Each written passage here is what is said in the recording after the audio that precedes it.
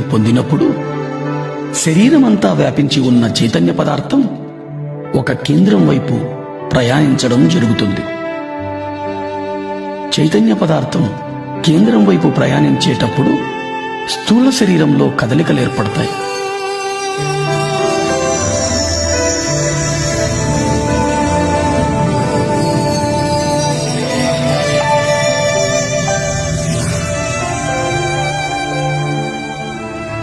మనం మన శరీరమంతా తేలికైపోతున్న అనుభూతి పొందుతాం.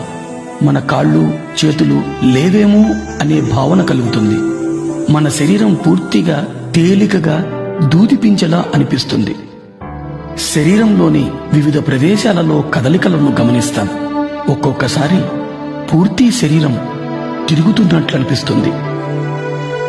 ఇదే సూక్ష్మ శరీరపు కదలికల అనుభవాలు.